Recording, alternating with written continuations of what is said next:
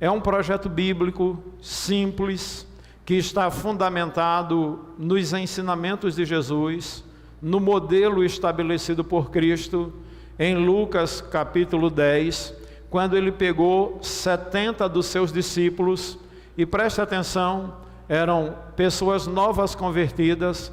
Aliás, nenhum apóstolo de Jesus era velho na fé. O discípulo mais velho tinha 3 anos de crente, tinha 3 anos de fé. Imagina os 70, eram mais novos ainda. No entanto, eles aceitaram o desafio. Jesus dividiu aqueles 70 em duplas. 35 duplas saíram para as casas levando a palavra de Deus, e os milagres aconteceram. E baseado nesse modelo de Jesus, que foi bem elaborado por um grande homem de Deus chamado pastor Danilo Figueira, da comunidade de Ribeirão Preto, e todas as igrejas que têm abraçado esse projeto têm tido êxito. A gente treinou pessoas, nós treinamos o pessoal, e por último, treinamos um grupo de pessoas que a gente vinha discipulando.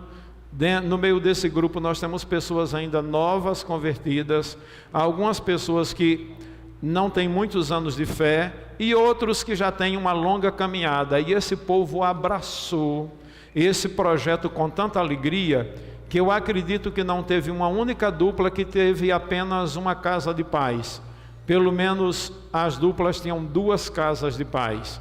No meu caso, eu tive o privilégio de formar uma casa de paz na casa do Robson e da Michele. Michele já tinha aceitado a Jesus como Salvador, e o Robson, na sua casa, fez sua decisão por Cristo também. Hoje nós vamos estar confirmando aqui à frente, e estabelecemos também na casa do nosso querido irmão Ferreira e da irmã Raquel, que estão aqui, e quero abraçá-los, dar as boas-vindas à casa do nosso Pai Celestial. E todo mundo que veio, que foi convidado, que está aqui, que está na galeria, os nossos irmãos também.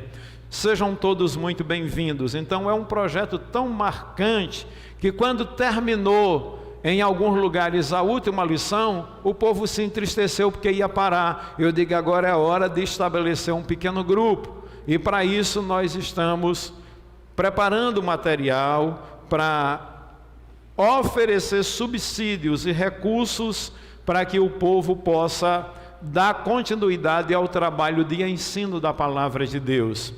Aqui nós temos um trabalho bem criativo feito pela equipe, que colocou os temas que nós trabalhamos durante as 7 semanas. Primeiro, conforme já falou Gabriel, a gente teve aquela aula introdutória que a gente entrega o chaveiro.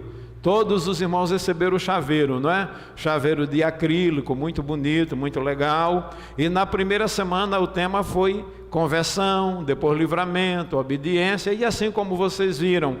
E Deus realmente, nesses estudos simples, abençoou a vida de muitas pessoas. Então eu gostaria de, nesta noite também, agradecer a essa equipe que abraçou a causa, que compreendeu o projeto, que orou, que buscou a Deus e que tem se lançado. A gente tem feito muitas vezes aqui ensaios. Por exemplo, domingo passado terminou o culto, mas a gente ficou aqui até tarde treinando, ensinando. Nada do que foi feito aqui hoje foi feito sem oração e sem treinamento. A gente ajustando, porque eu estou lidando com algumas pessoas que ainda não tinham a habilidade de desenvolver um trabalho perante o público, perante o pessoal, e eu quero parabenizá-los, porque cada pessoa que subiu aqui e fez o trabalho com uma relevância e uma unção do Espírito Santo muito grande.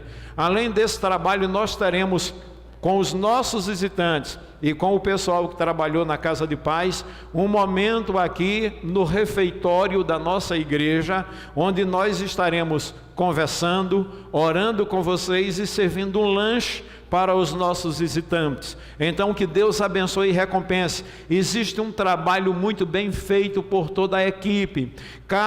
Ninguém tomou decisão sozinho, unilateralmente. A gente ouvia as ideias, as opiniões e ia colocando em prática aquilo que era benéfico para o reino de Deus e contribuía para o bem-estar das pessoas.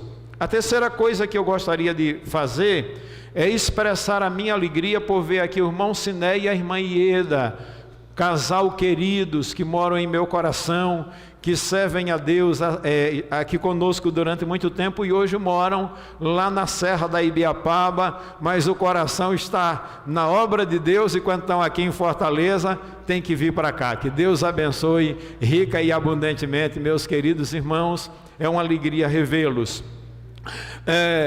Como nós queremos dar prosseguimento a esse trabalho, Casas de Paz, e não só isso, nós queremos que você conheça a nossa história. Eu elaborei esse livretinho aqui, esses dias, que nós vamos passar esse livrinho para todos os nossos irmãos que estão fazendo lares de paz, e depois eu vou passar para a nossa igreja, DNA da Igreja Presbiteriana Renovada. Aqui nesse livretinho a gente dá as boas-vindas às pessoas.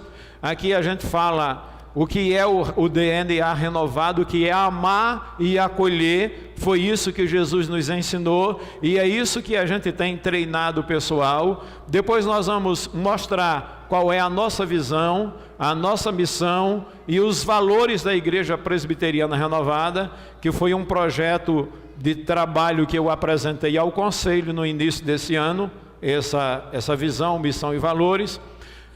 Somos uma igreja que temos um propósito, aqui você vai encontrar o nosso propósito. Somos uma comunidade que ama e que acolhe. Aqui nós apresentamos o nosso jeito de ser e apresentamos também os ministérios que nós estamos formando e aqueles que já estão em ação. Vocês viram o pessoal aí com os coletes? Estamos formando o ministério aí do... Me ajuda aí que me deu um branco. O voluntário. Na verdade, inicialmente deu-se a ideia, duas cores para o colete. A primeira seria a cor azul e a segunda a cor laranja. Tudo isso foi escolhido em votação e ganhou a cor laranja, mas eu estou vendo que esse laranja não é tão laranja não. Parece que saiu mais vermelho. Essa é a grande verdade, mas a ideia é que a cor seja laranja. É a equipe que vai estar acolhendo. Preparamos esses cartazes de boas-vindas para que vocês se sintam bem acolhidos aqui em nosso meio. E aqui nesse livrinho a gente coloca o ciclo de vida que nós pretendemos desenvolver para as pessoas que têm o seu encontro, a sua experiência com Cristo. Nós temos aqui os primeiros passos da vida cristã, onde você vai ser preparado dentro daquilo que nós chamamos de minha identidade renovada. Depois você é encaminhado para uma outra classe, que é a preparação para o batismo.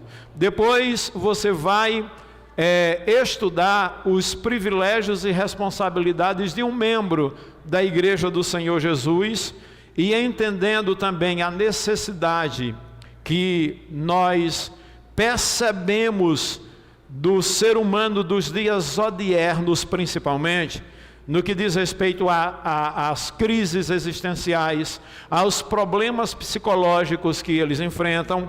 Nós estamos formando um núcleo de estudos, nós já temos aqui na Escola Bíblica Dominical, mas vamos formar um núcleo de estudo intitulado Organize Seu Mundo Interior, quando nós vamos tratar dessas demandas psicológicas, como depressão, angústia, ansiedade, pânico, desespero, vergonha, medo, etc.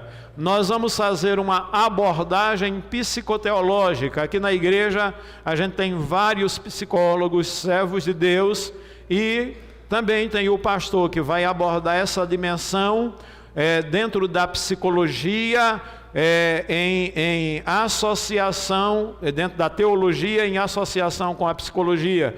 Aquilo que é de competência de profissional, a gente vai avaliar direitinho, e aquilo que é de competência pastoral, a gente vai estar fazendo o nosso trabalho. E por último, nós temos aqui, resumidamente, o fundamento do nosso trabalho, que está estruturado em 4 pilares, que é exatamente o projeto que nós apresentamos para a igreja. Primeiro pilar é o pilar da família. Segundo pilar é o pilar do evangelismo. O terceiro, do discipulado. E o quarto, da renovação espiritual. Como é que nós estamos investindo em família? Estamos investindo, primeiro, através do nosso curso, que acontece 2 vezes por semana. São 2 turmas do Aliançados para Sempre. Uma conduzida magistralmente pelo casal, que é o presidente da rede de casais, presbítero Marcos e diaconisa Maria Paiva, na segunda-feira. E o segundo grupo é conduzido pelo presbítero Fábio e sua esposa Elisângela, na quarta-feira. Fábio, para os irmãos, todo mundo sabe, é psicólogo. A sua esposa está concluindo também o doutorado em psicologia e é pedagoga também. Então, tem conduzido esse grupo Aliançados para Sempre de uma forma extraordinária. Nós pretendemos realizar seminários, aconselhamento, eventos em família, trabalho com criança, tudo isso faz parte. Tivemos a escola bíblica de férias recentemente. E o evangelismo nós estamos focando principalmente em lares de paz. Pretendemos fazer caminhadas de oração e ações de impacto, que é o trabalho social. Nós já estamos começando a desenvolver um trabalho, já recebemos 50 carteiras, onde nós vamos ter um trabalho de alfabetização, aula de artes, de música, onde pessoas que estão matriculadas numa escola do município virão para cá para receber esse reforço escolar. E nesse reforço escolar eles terão aqui merenda e também almoço. E tudo isso é a igreja em ação, procurando ser uma igreja que sirva a comunidade. A gente está fazendo isso para servir a nossa comunidade. Então orem por nós, orem por esse projeto. E aqui nós temos a conclusão desse trabalho. Isso aqui a gente vai passar para os amigos e depois vamos deixar também para a igreja. Uma outra coisa que eu gostaria de trazer, uma orientação para os irmãos, vocês vão perceber aí atrás de cada cadeira o CNPJ da igreja e o QR Code. Para que isso, pastor? Isso para facilitar algumas pessoas que hoje não têm mais o hábito de andar com dinheiro.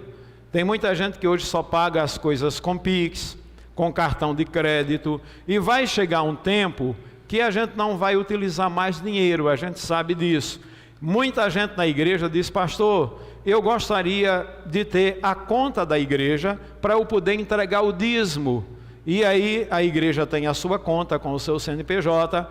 Todas as vezes que a gente está tirando a oferta, a gente coloca o Pix da igreja aqui na televisão, mas muita gente não consegue enxergar. Tem muita gente que fica sem jeito de vir aqui na frente para olhar o número do Pix.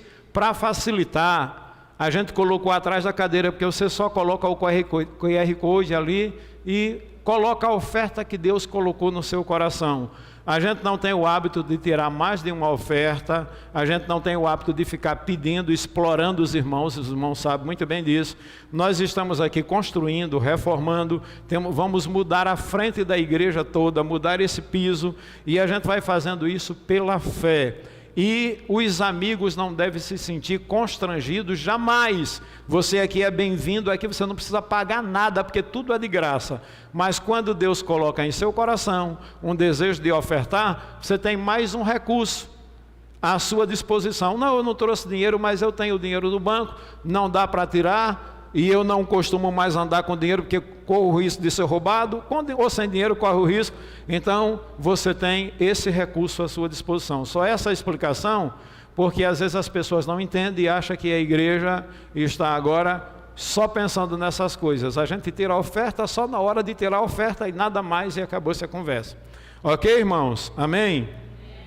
Uma outra coisa, eu quero orar por uma criança que é a Beatriz, que é filha da Aila, que é sobrinha da irmã Elisângela, né? Eu quero convidar para a gente estar orando, se estiver aqui, para vir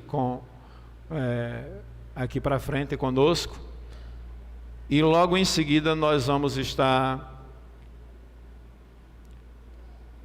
lendo a palavra de Deus. Esse espaço aqui que está bem bonito, bem característico, né?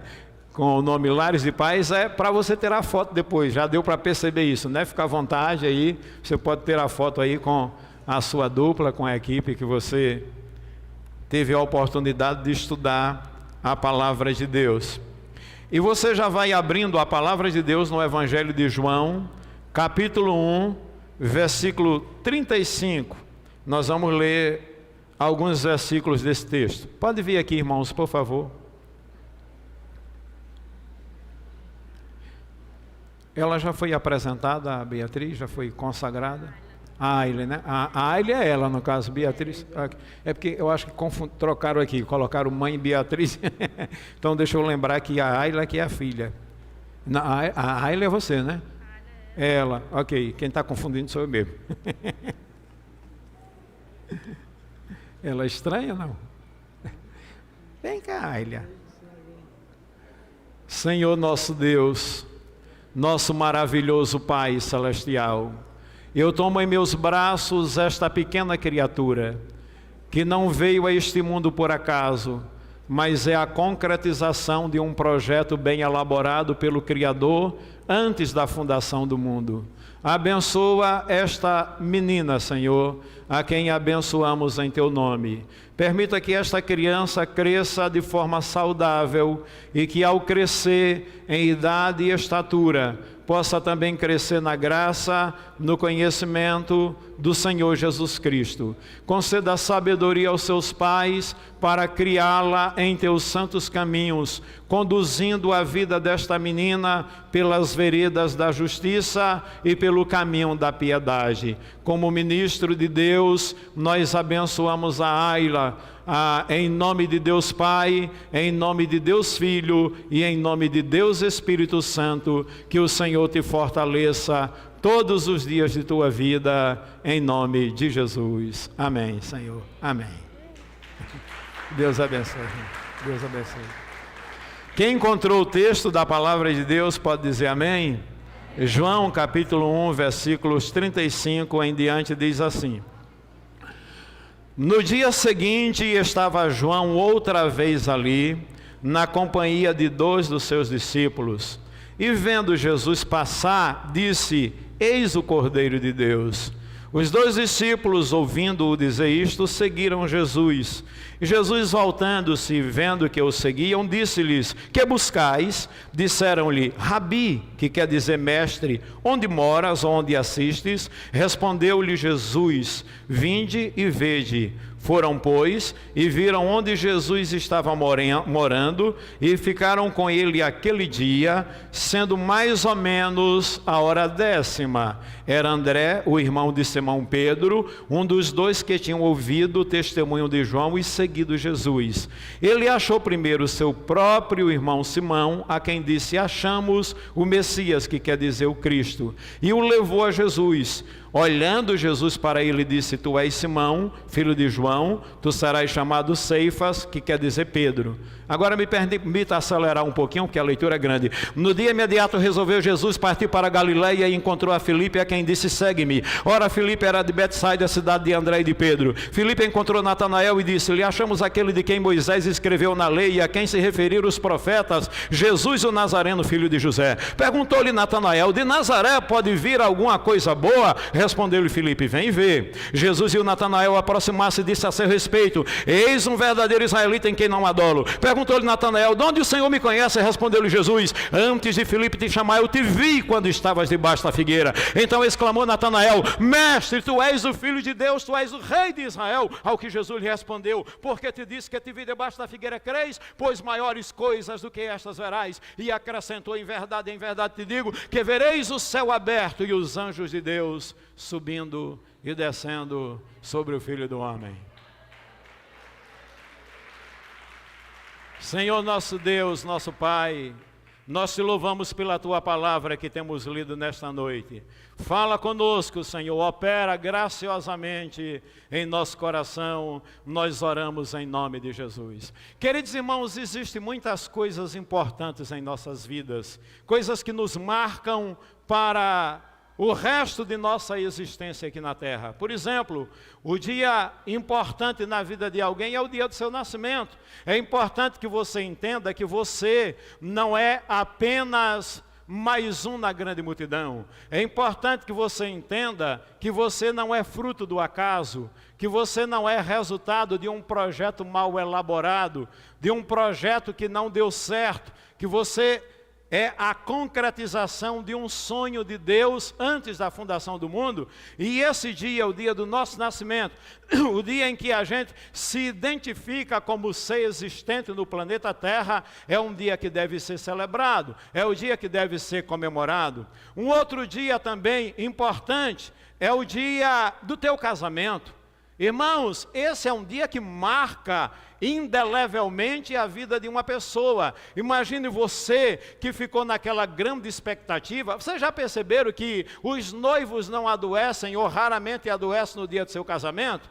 Porque eles estão tão alegres, tão animados, que não tem espaço psicológico, psicossomático para essas manifestações de doenças. Eles estão empolgados com aquele dia. Agora imagine aquele rapaz que está ansioso já no altar, conforme a nossa cultura, é o noivo que chega com antecedência, e a noiva tem o hábito de demorar um pouquinho, mesmo que ela já esteja pronta. A maioria das noivas gostam de gerar um suspense, e o camarada já está com calafrio, suando frio, coração batendo acelerado, e até se perguntando, será que ela vem ou será que ela não vem? E de repente, abre-se as cortinas, as portas são abertas, e de repente o som da marcha nupcial começa a ser ouvido, e aquele homem, aquele jovem olha para aquela que o seu coração elegeu, que vai entrando na igreja ou agora no buffet, ao som da marcha nupcial, vestida de branco, e num determinado momento ele vai ao seu encontro, aperta a mão do seu pai ou do responsável por ela,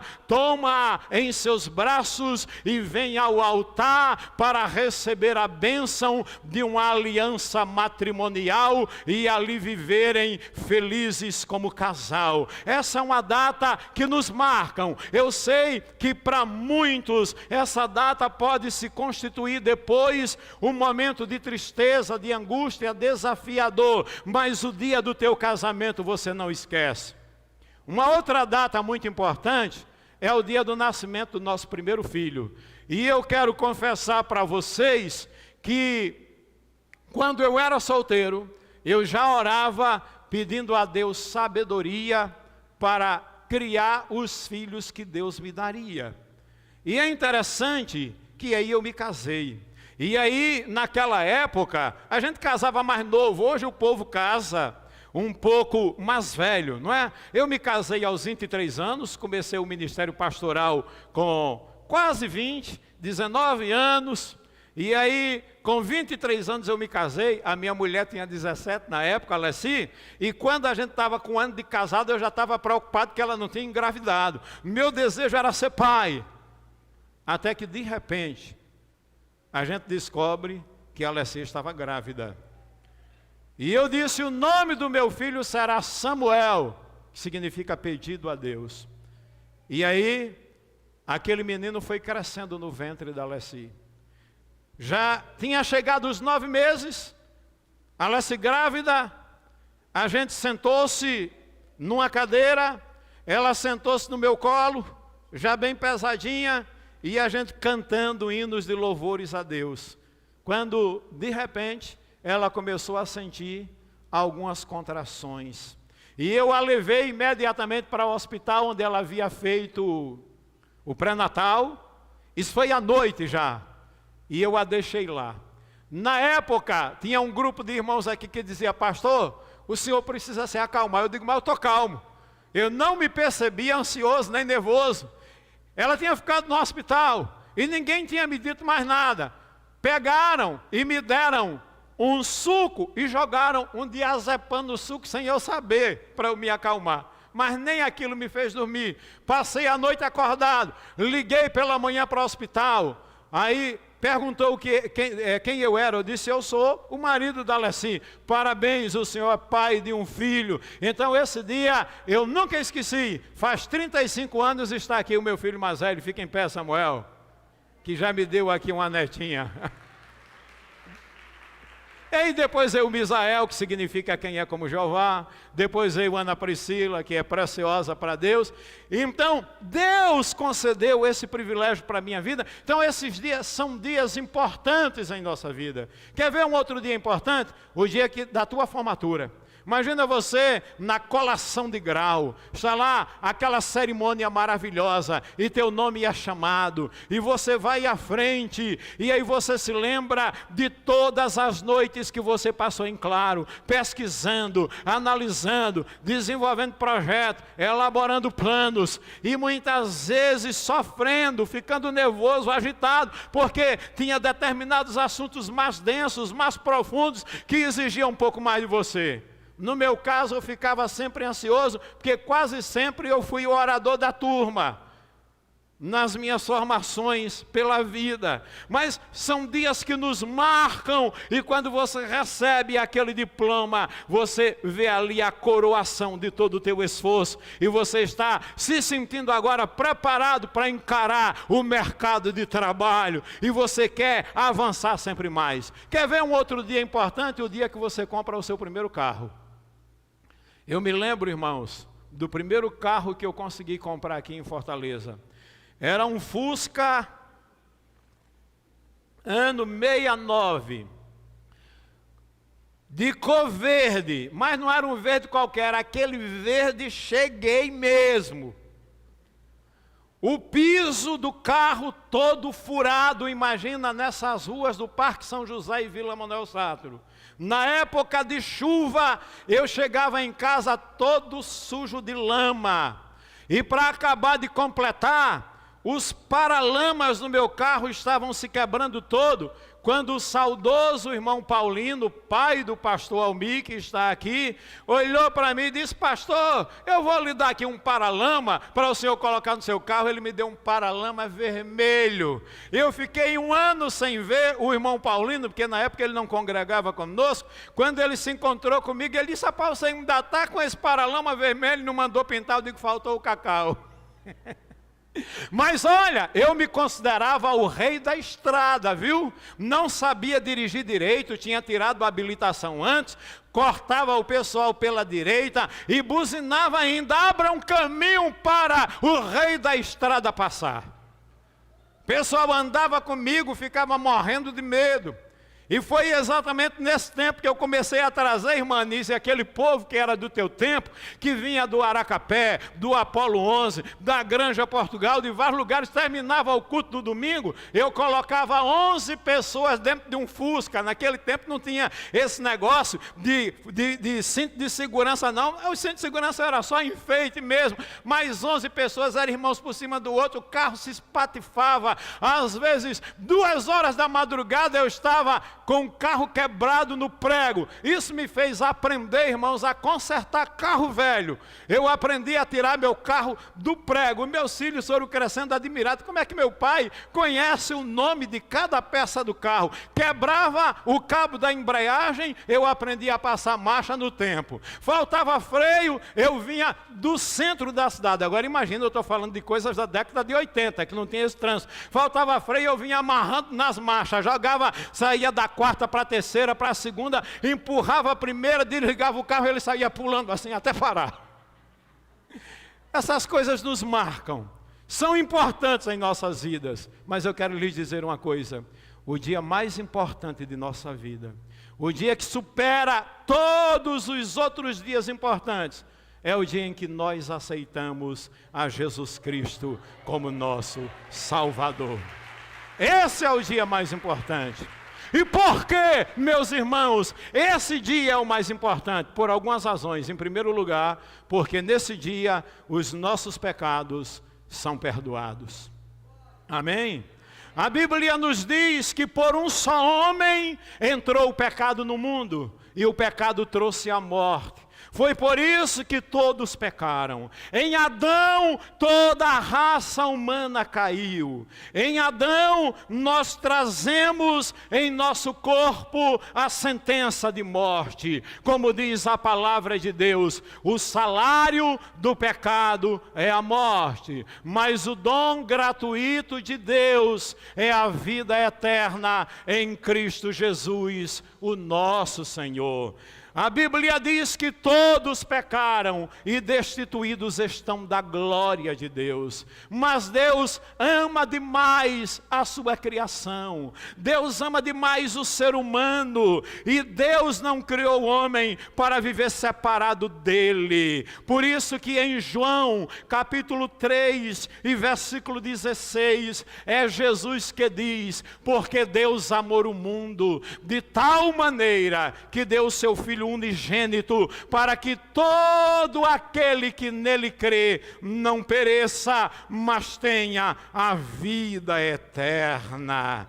Deus enviou o seu Filho ao mundo, não para que condenasse o mundo, mas para que o mundo fosse salvo por ele. É isso que a palavra de Deus nos afirma. Por isso que a Bíblia nos diz que lá no jardim do Éden, Deus revelou o plano que ele já tinha estabelecido para reconciliar o homem com ele. A Bíblia nos diz que Deus foi lançando a sentença sobre o homem, sobre a mulher, sobre a serpente, sobre o planeta Terra, porque o pecado afetou não só a humanidade, mas afetou o cosmos, o universo, o etos, o ecossistema, os nichos ecológicos, tudo aquilo que a gente tem, que Deus criou de belo. O pecado veio e danificou essa criação original, e o homem, com a sua inclinação para o mal, vai acabando também tudo aquilo que Deus colocou para que a gente cuidasse. E é nesse momento que Deus revela o seu plano maravilhoso. Ele diz: da semente da mulher nascerá alguém que esmagará a cabeça da serpente. O que é que Deus está dizendo com isso? Eu já falei isso aqui várias vezes, mas para você que está aqui pela primeira vez, imagine você, se um homem foi instrumento de queda, se um homem foi usado para provocar essa tragédia na humanidade, legalmente outro homem deveria ser instrumento de redenção, de libertação. Mas aí surge um problema, é que cada semente produz de acordo com a sua espécie. E a semente que deu origem a toda a humanidade tinha sido corrompido por causa do pecado. Como é que um homem que já estava corrompido pelo pecado podia ser instrumento de redenção? É aí onde Deus revela esse plano que a teologia federal, que é também chamado de teologia reformada, vai chamar de proto-evangelho. É aqui onde Deus revela o projeto que ele tinha estabelecido. Ele diz, em outras palavras, Gênesis 3,15, Deus está dizendo: eu plantarei a minha semente no ventre de uma virgem, e trarei à terra o meu filho, que sendo gerado de semente divina, ele será 100% Deus, e sendo gerado, nutrido, desenvolvido no ventre de uma mulher, ele será 100% homem, com uma diferença, que a semente que não está contaminada vai permitir que ele seja um homem perfeito, sem as marcas e as reivindicações do inimigo das nossas almas, sem as marcas do pecado e as reivindicações do inimigo. E assim aconteceu.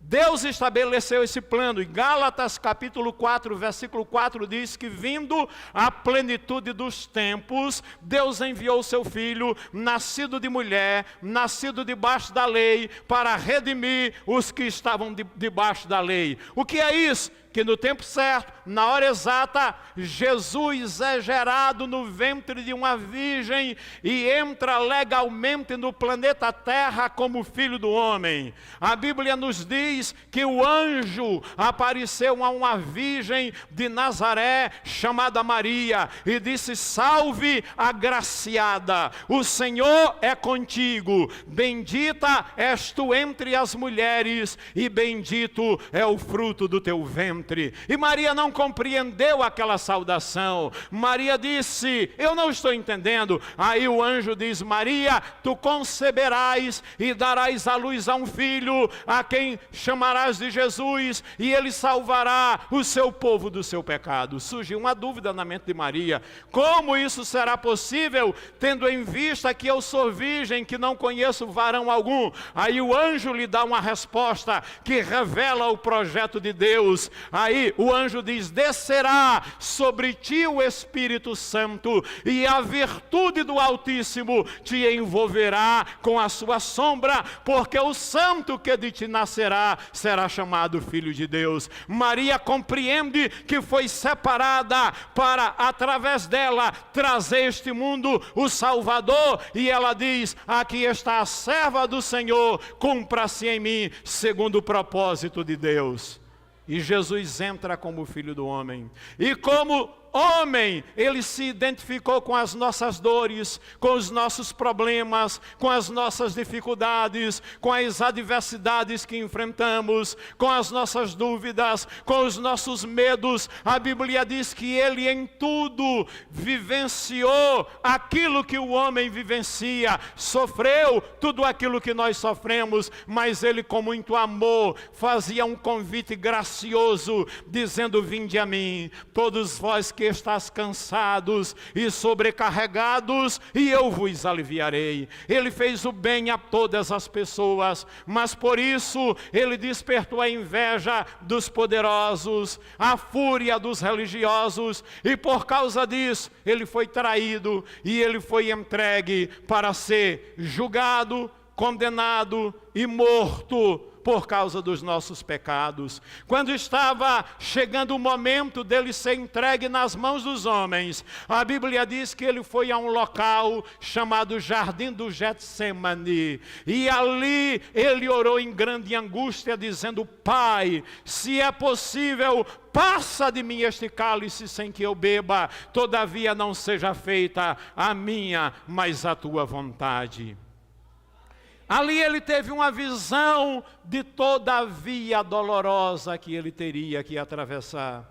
E quando eu leio esse texto, eu costumo pensar que Jesus recebeu a resposta do Pai, porque Jesus fez este pedido 3 vezes, e por 3 vezes o Pai respondeu ao Filho. A primeira vez que Jesus pede: Pai, se é possível, passa de mim este cálice sem que eu beba, o Pai deve ter respondido: meu filho, eu posso passar este cálice sem que seja necessário você beber. Mas olhe para os profetas do Antigo Testamento. Todos eles profetizaram sobre o teu nascimento, sobre o teu ministério, sobre a tua morte, sobre o teu sofrimento. Olhe para a promessa que eu fiz lá no Jardim do Éden, e eu sou fiel para cumprir a minha promessa. E pela segunda vez Jesus ora: Pai, se é possível, passa de mim este cálice sem que eu beba. E pela segunda vez o Pai responde: eu posso, meu filho. Mas olhe agora para o presente, olhe para os discípulos que você escolheu, olhe para Pedro, olhe para Tiago, olhe para João, olhe para Tomé, olhe para Mateus, olhe para Bartolomeu, e ele foi citando: esses homens abandonaram tudo para te seguir, porque eles creem que você é o Salvador, é o Messias, é a esperança do seu povo. E aí Jesus ora pela 3ª vez, e a Bíblia nos diz que ele orou tão intensamente, e o seu suor se transformou em grandes gotas de sangue.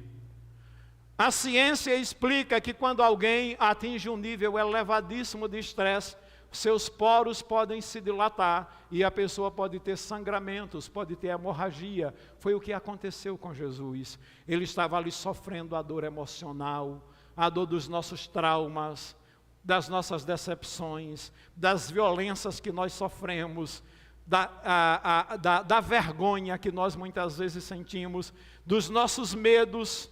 Ele estava sofrendo tudo aquilo por amor a nós. Mas pela 3ª vez o Pai, responde: meu filho, eu posso passar este cálice sem que você beba, mas olha para o futuro.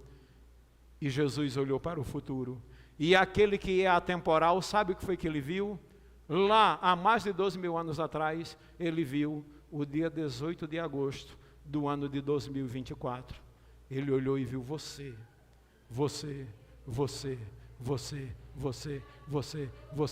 E aí ele diz: Pai, eu estou pronto para fazer a tua e não a minha vontade. E ele voluntariamente se entrega. Ele é levado à cruz. E ali, naquela cruz, em dores profundas, ele sentiu a dor emocional, ele sentiu a dor física.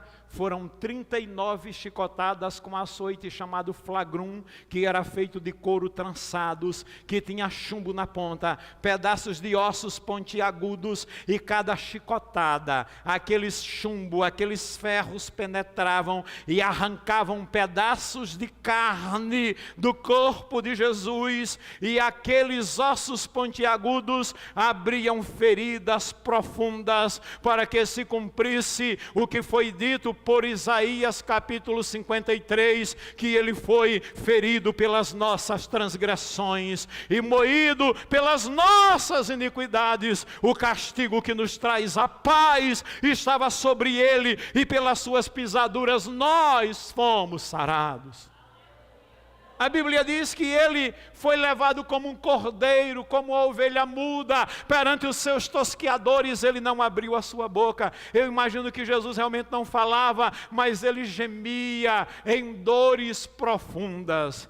Era a dor física, mas ele também sofreu a dor moral. Além da dor emocional, além da dor física, ele sentiu a dor moral, quando tiraram quase que completamente as suas vestes, e aquele ser santo estava quase que completamente despido, ao escárnio, ao opróbrio, a mercê da ignomínia e da vergonha que estava sentindo naquele momento. E a última dor que ele sentiu foi a dor espiritual, chamada de solidão.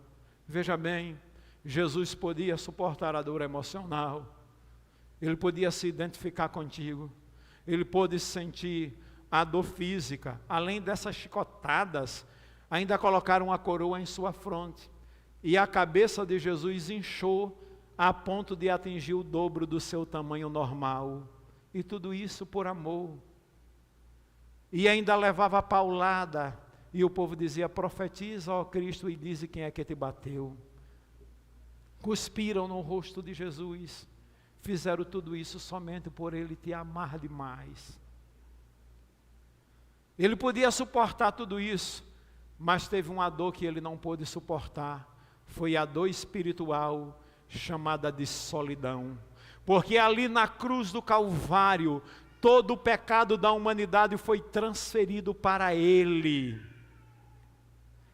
Era assim que acontecia no Antigo Testamento. Ele estava se oferecendo como cordeiro da nova aliança, e teve um momento que o Pai olhou para o Filho e não viu mais o Filho na cruz. Ele viu o meu, o teu, os nossos pecados, que cobriram totalmente a Jesus. E o Pai, aquele ser santo e glorioso, vira-lhe as costas, e Jesus, em grande agonia, exclama: Eloi, Eloi, lama sabachthani. Deus meu, por que me desamparastes? E a Bíblia diz que houve trevas sobre a terra. O sol não deu a sua claridade, a natureza inanimada manifestava o seu pranto simbólico ao ver o Filho de Deus sendo supliciado em meu lugar, vituperado, humilhado e crucificado por minha causa. Mas chegou um momento, e aí eu fui pedir a ajuda de 2 obreiros meus para subir aqui ao púlpito. Chegou um momento que Jesus ali estendido, pendurado de opróbrio, coroado de vergonha, ele diz: Pai, tudo está consumado, em tuas mãos eu entrego o meu espírito. Eu falei que ele foi gerado de semente divina, e como tal, ele era 100% Deus, podia colocar a mão no ombro da divindade. Foi gerado no ventre de uma virgem, mas sem as marcas do pecado, sendo 100% homem, portanto ele era o perfeito sacrifício.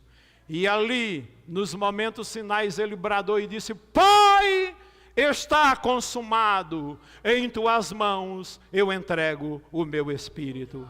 E a Bíblia diz que ele deu um grande brado e expirou. Naquele momento, a Bíblia diz que o véu do templo se rasgou de 2 em alto a baixo. Fenderam-se as pedras, abriram-se os sepulcros, muitos mortos ressuscitaram. O centurião, vendo aquela cena, exclamou: verdadeiramente esse homem era o Filho de Deus. A palavra grega está consumado é tetelestai, que significa Pai, acabou, a obra foi consumada, o preço foi pago. Aí Paulo diz: vós que estavas longe, pelo sangue de Cristo chegaste perto de Deus. Naquele momento, o Deus homem chamado Jesus pega na mão da divindade, e o 100% homem chamado Jesus de Nazaré pega na mão da humanidade, e ali na cruz ele une novamente criatura com o Criador e gera recursos para que os nossos pecados sejam perdoados. Obrigado. A Ele a glória, a Ele a honra, a Ele o louvor para todo sempre. Em segundo lugar, o dia que nós aceitamos a Jesus é o dia mais importante, porque nesse dia nós recebemos uma nova identidade. É interessante que esse texto que nós temos lido nos diz que João estava na companhia de 2 dos seus discípulos. João Batista foi aquele homem que veio para preparar o caminho do Senhor. Ele foi o precursor do Messias. Um dia antes, João estava pregando o batismo do arrependimento, e quando Jesus se aproximou, João ainda não tinha tido um encontro com Jesus, nunca tinha visto Jesus, mas por revelação do Espírito Santo, ele aponta para Jesus e diz: eis o Cordeiro de Deus que tira o pecado do mundo. Aí a Bíblia diz: no outro dia, é o texto que a gente leu, a partir do versículo 35, estava João outra vez ali, no mesmo local de antes, na companhia de 2 dos seus discípulos, quando ele viu Jesus passar. Aí Jesus disse: olha, esse que está passando é o Cordeiro de Deus.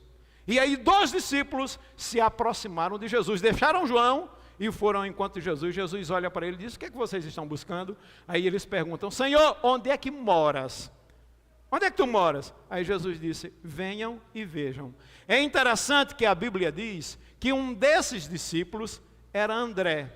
E se você for estudar a vida de André, você vai ver que André era um camarada calmo, era um camarada inimigo de briga, era um camarada tranquilo. André era amante da paz. Ele era tão tranquilo que se ele fosse passando numa rua, alguém propositadamente colocasse o pé no caminho, ele caía, se levantava e ia pedir desculpa àquela pessoa pelo fato de ter tropeçado no pé daquele camarada. Era assim que André era, mas André era analítico. Quando João diz: este que está passando por vós é o Cordeiro de Deus, André diz: eu quero ver se isso é verdade mesmo. Procura Jesus, Jesus pergunta: o que é que você está buscando? Ele diz: eu quero saber onde é que o Senhor mora. Jesus: vem e veja. E a Bíblia diz que eles foram e viram onde Jesus estava morando, conviveram com Jesus. Só assim foi que André aceitou o chamado do Senhor Jesus. Mas André tinha um irmão que era diametralmente oposto a ele, chamado Simão. Simão era diferente de André em tudo. André era um fleumático, melancólico. Já Simão era sanguíneo e também colérico. Simão era precipitado, falava impensadamente, prometia como sem falta e faltava como sem dúvida. Fazia amizade com facilidade, mas esquecia muito rapidamente das amizades feitas. Se alguém contasse um segredo para ele, ele jurava pelo céu e pela terra que não contaria a ninguém. Quando você dava as costas, meu mundo já estava sabendo do teu segredo, já não era mais segredo. Essa era a característica de Simão, porque o seu nome significa inconstante. Aí o que foi que André fez? André leva o seu irmão ao encontro de Jesus. Jesus olha para ele e diz: tu és Simão, tu és inconstante, a partir de hoje eu te chamarei de Cefas, que quer dizer Pedro, uma pedra. Só precisou disso e Pedro passou a seguir ao Senhor Jesus e se tornou um dos grandes baluartes do cristianismo. Meus queridos irmãos, o homem pode conhecer o mundo todo, o homem pode conquistar e galgar elevadas posições na vida social, intelectual, material. O homem pode conhecer muitas coisas, mas se ele não conheceu Jesus, ele não é nada, ele não conhece nada, ele ainda não tem a sua verdadeira identidade de cidadão do reino dos céus. Isso só é possível quando você abre o seu peito, escancara a sua alma e recebe Jesus em sua vida. Quando você faz isso, o Espírito Santo vem, entra em teu coração, te carimba, te sela, habita em você e testifica em você que você é filho amado de Deus e o inimigo não tem mais nenhum poder sobre a sua vida. Você pode dar uma salva de palmas para o Senhor?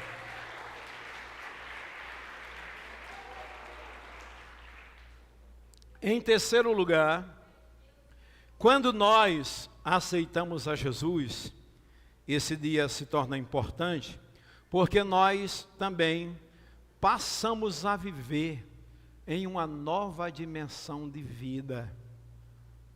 É interessante que esse texto nos fala também de um outro personagem chamado Filipe, não é verdade?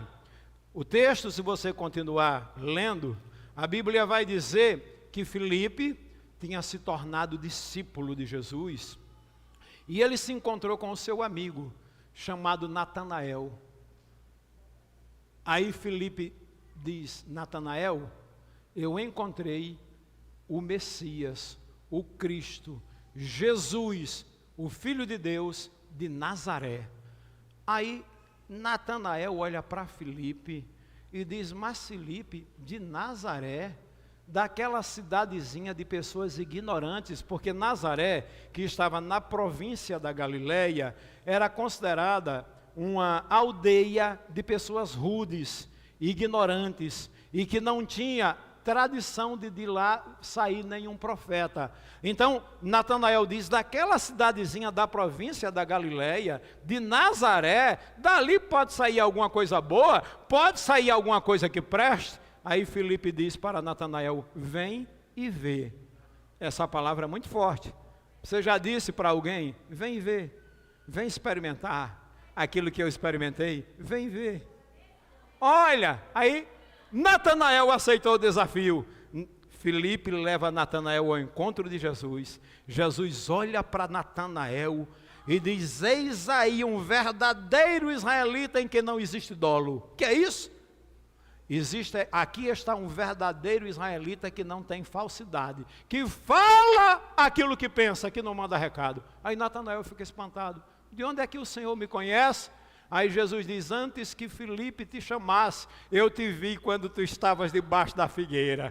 Aí Natanael se prostra e diz: Senhor, tu és o Filho de Deus, tu és o Rei de Israel. Aí Jesus diz: só porque eu te disse que te vi debaixo da figueira, você crê?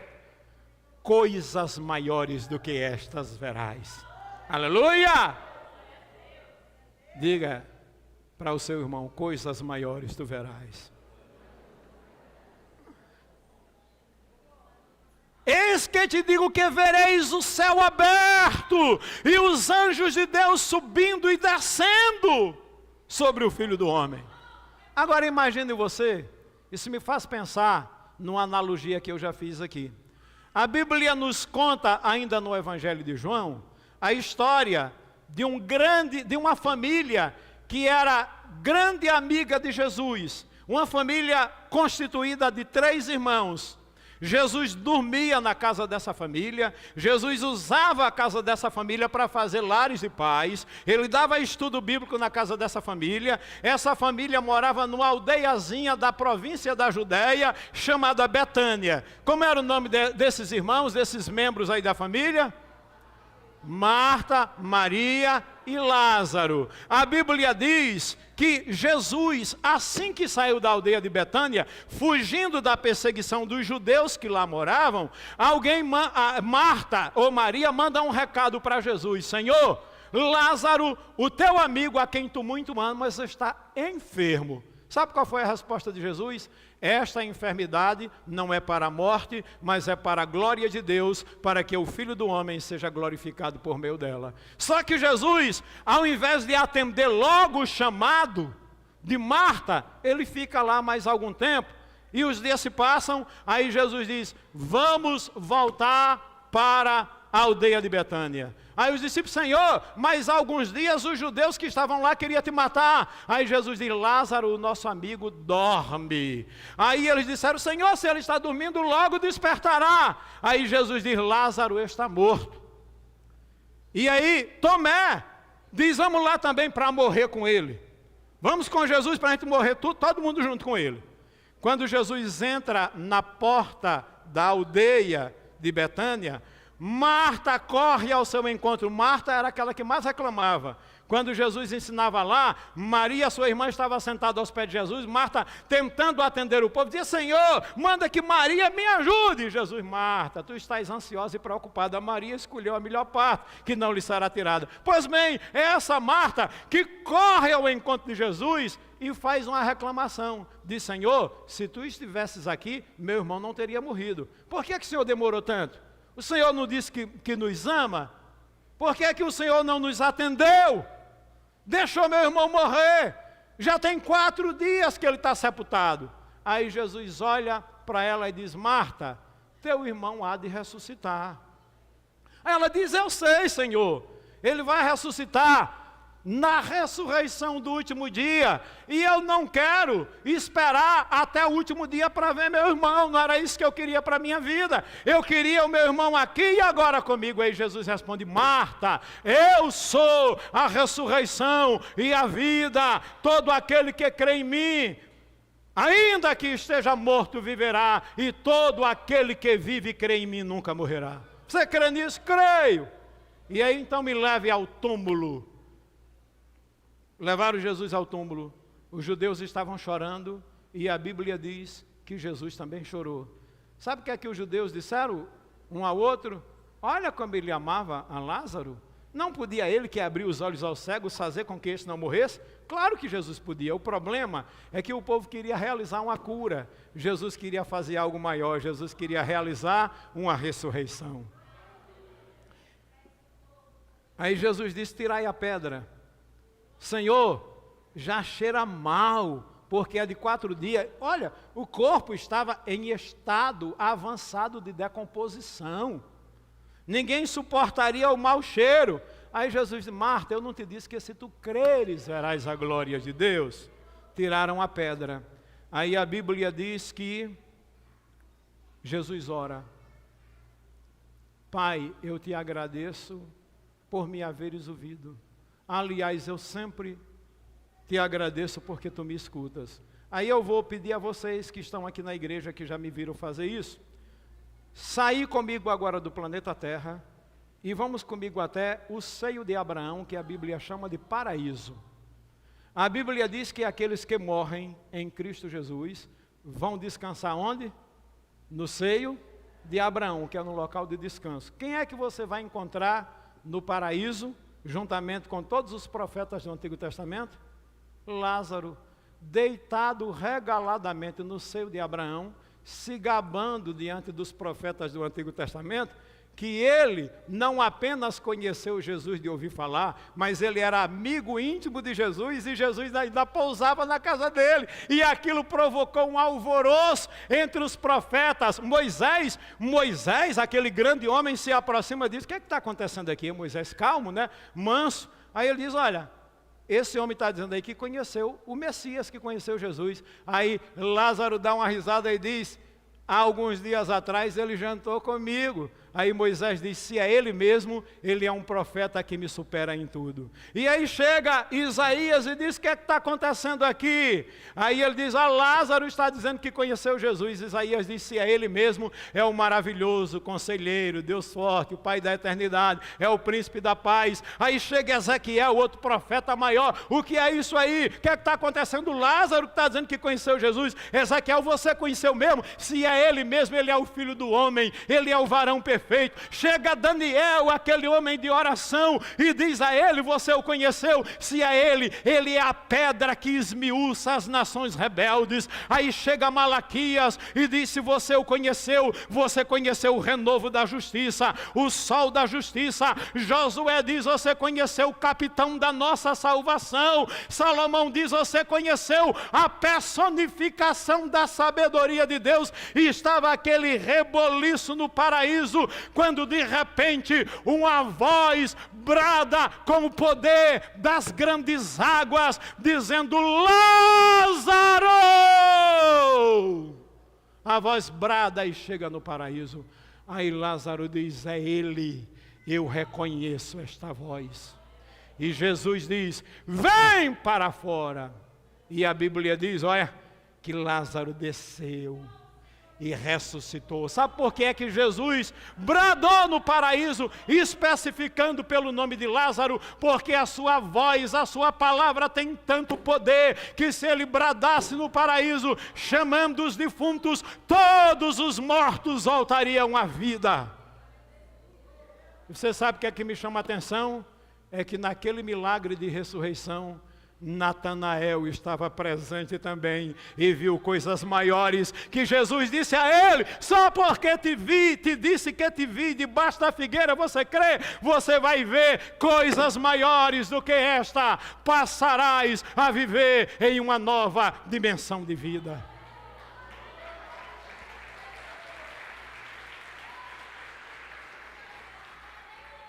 Eu quero concluir esta mensagem nesta noite dizendo a você, meu amigo, que provavelmente você tem dias em sua vida importantes que te marcaram, mas eu quero te dizer que servir a Jesus é o mais extraordinário projeto de vida, e somente você pode fazer com que a noite de hoje, dia 18 de agosto de 2024, se torne o dia ou a coisa mais importante da sua vida, abrindo o seu peito e confessando publicamente a Jesus como seu único e suficiente Salvador. Coloque-se de pé nesta hora, e eu quero abrir a oportunidade nesse momento para você que está aqui em nosso meio, para você que participou dos Lares de Paz, para você que já confessou lá no Lar de Paz, ou para você que não confessou ainda, para você em atitude de fé, vir aqui à frente nesse momento,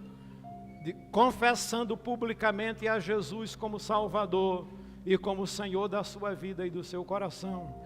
Ou você que se afastou da casa de Deus, e mesmo sabendo que a semente do Evangelho está em seu coração, mas você percebe que está sem força, está fraco, e quer fazer uma aliança, renovação de aliança com o Senhor. Este é o momento, essa é a hora oportuna. Eu quero que você, em atitude de fé, sem medo, sem nenhuma timidez, saia do seu lugar e venha aqui à frente, para que a gente possa orar por você, para que a gente possa pedir a bênção de Deus sobre a sua vida. Mas vidas, pode vir ao Senhor. Glória a Deus. Toca fogo. Vamos nos aproximar, e os irmãos da Casa de Paz vai estar aqui junto com vocês. Glória a Jesus. Mais vidas para o Senhor. Você que se afastou dos caminhos de Deus, nesta noite quer se reconciliar. Se tem pessoas lá na galeria também que precisam, venha ao Senhor. Não se importe, diga, mas tem tanta coisa que prende a minha vida. Deus é que vai transformar. Vamos aplaudir mais forte o Senhor, gente. É festa, é celebração no céu. Que Deus abençoe suas vidas. Mas pessoas, hoje é a noite aceitável. Hoje é a noite da salvação. A Bíblia diz, se hoje ouvires a minha voz, não endureças os vossos corações. Mas tem coisas na minha vida que eu não consigo me livrar. Deixa Deus trabalhar, dê tempo ao tempo, abra seu coração e venha a Jesus como você está mesmo. É Ele quem cuida de você, é Ele quem pode mudar a tua vida, mudar as áreas da tua vida. Só Ele pode transformar o teu ser, trazer a paz que você precisa.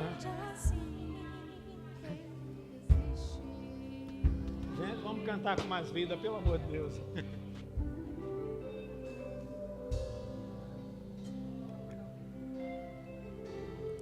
Eu agora parei de falar para vocês tocar fogo.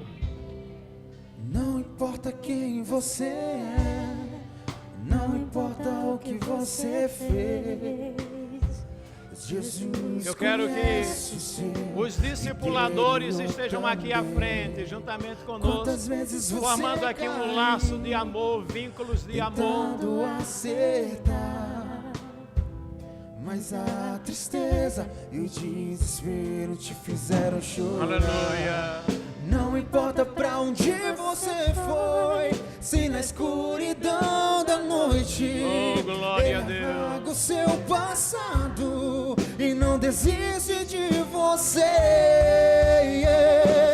Ele não desiste de você, Ele se importa com você, Ele compreende o seu caminhar. Nunca vi um amor tão grande assim. Ele não desiste de você. Oh, adore ao Senhor. Ele se Senhor. importa com você. Glória, é isso Ele aí. compreende o seu caminho. Que maravilha. Nunca vi um amor tão grande assim. Ele não desiste.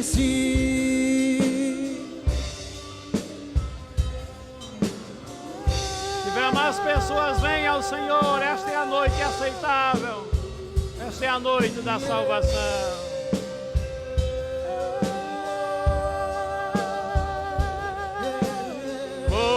Calamanara labachara lamanabachurianda lamaia. E Ele não desiste de você. Ele se importa com você. Ele compreende o seu caminhar. Nunca vi um amor tão grande assim. Ele não desiste de você. Ele se importa com você. Ele compreende o seu caminhar. Nunca vi um amor tão grande assim. Ele não desiste. Vamos abraçar essas pessoas para que elas se sintam abraçadas por Cristo Jesus. A igreja estenda as suas mãos para cá. Pai Celestial, eu quero te louvar por essas vidas que se expuseram à tua palavra e ao mover do teu Espírito Santo, e que hoje, Senhor, tocadas por esta palavra, vieram confirmar e aceitar publicamente a Jesus Cristo como o único e suficiente Salvador de suas vidas. Entra nestes corações, Senhor, perdoa-lhes os pecados, lava-lhes com o teu sangue precioso, rompe todas as barreiras e estruturas do inimigo contra estas vidas, escreve seus nomes no livro de registro do cartório celestial, conceda-lhes a presença do Espírito Santo, para que estas vidas possam receber a testificação em seus corações de que são filhos, filhas, amados, amadas pelo Pai. Nós, ó Deus amado, os acolhemos nesse abraço de amor fraternal, nessa comunhão que a Tua palavra nos diz que devemos desenvolver e celebrá-la, e que aqui eles encontrem abrigo, acolhimento, porto seguro, alimento espiritual, crescimento, discipulado, ó Deus, e produção de muitos frutos para a glória, honra e louvor do Teu nome. Nós oramos agradecidos em nome de Jesus, o nosso Salvador. Amém, Senhor. Aleluia. A igreja celebra bem forte ao nosso Deus. Recebam todos aqui um forte abraço em nome de Jesus. Por tua obra em nossas vidas, confiamos em teu infinito amor. Oh, glória a Deus. Pois só tu és o Deus eterno Sobre toda a terra. e céu. Glória a Deus.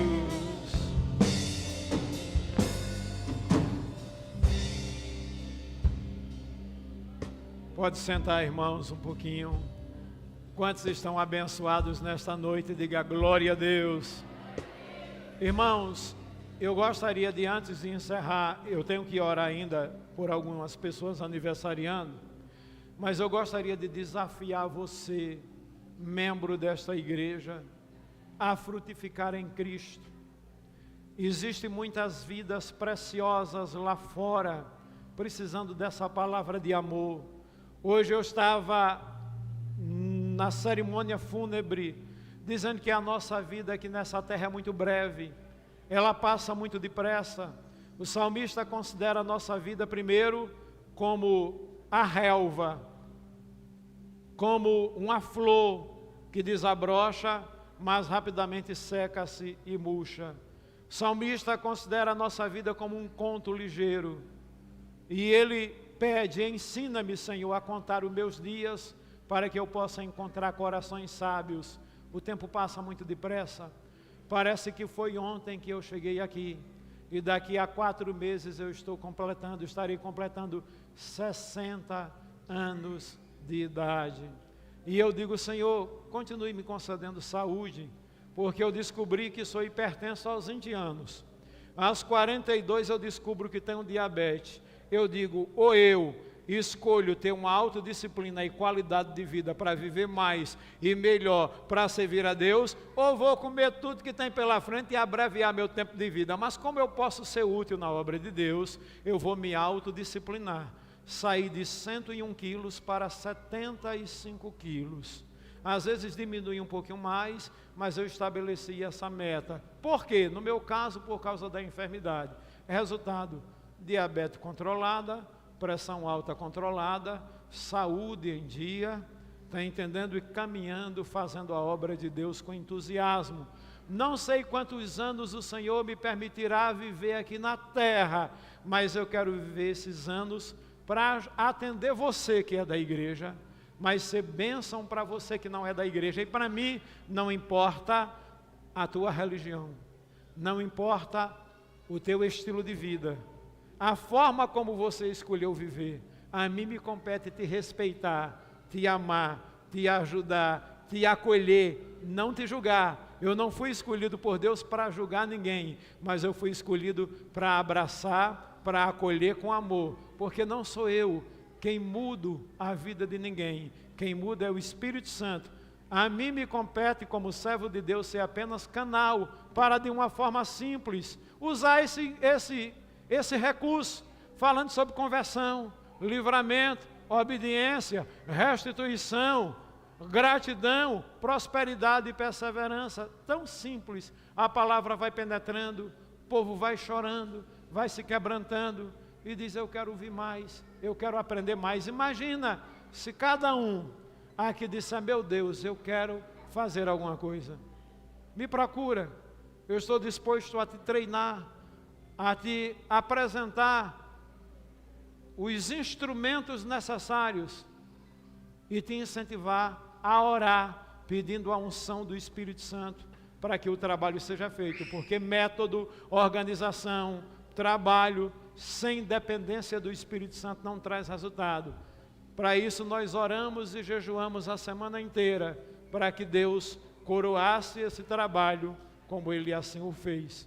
Que Deus te abençoe em nome de Jesus. Aqui eu tenho, Marcos me passou o nome da Rebeca e do irmão Siné, que estão aniversariando. E tiver mais aniversariantes que nós não temos aqui, eu quero cantar parabéns para vocês. E eu quero orar com vocês nesta noite, em nome de Jesus. Então, enquanto esses irmãos vêm, vamos pensar em trabalhos para a igreja, mas vamos entender que a igreja só é igreja quando ela é para os de fora. Quando a gente está aí para servir as pessoas de fora, promovendo eventos que envolvam pessoas e que dê continuidade nesse trabalho de discipulado, gerando filhos espirituais, cuidando e criando desses filhos. Glória a Jesus. Vamos lá? Parabéns pra você nesta data querida. Muitas felicidades. Muitos anos de vida. Parabéns pra você. Muitas felicidades.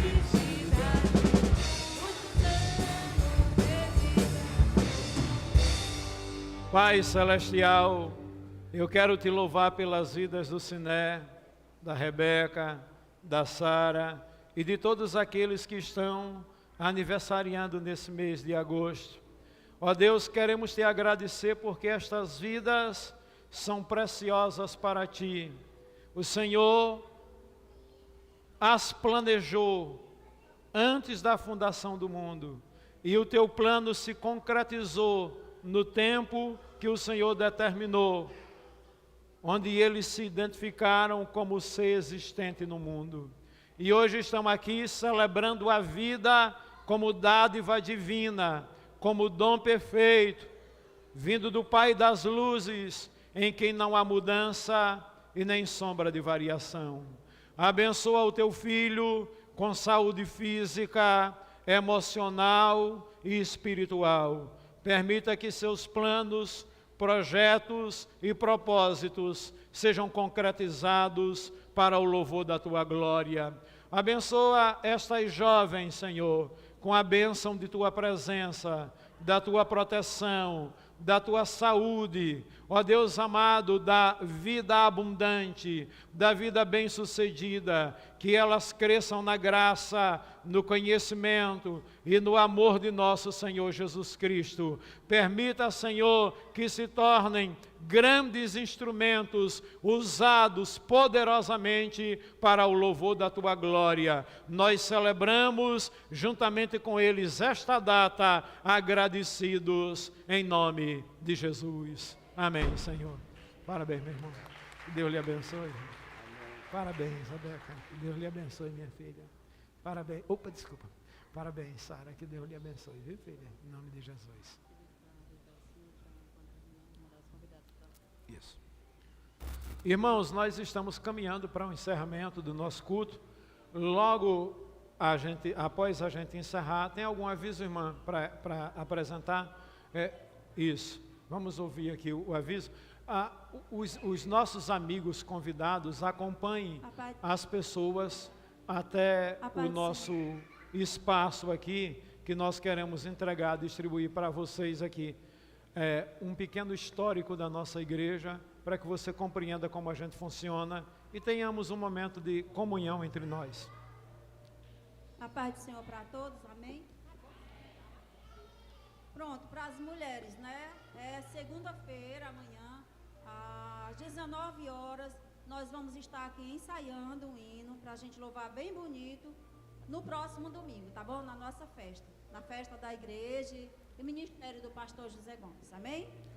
No próximo domingo, reforçando o que a irmã Evaneide está dizendo, a nossa igreja aqui estará completando 44 anos de fundação aqui em Fortaleza, e eu estou completando 40 anos pastoreando essa igreja.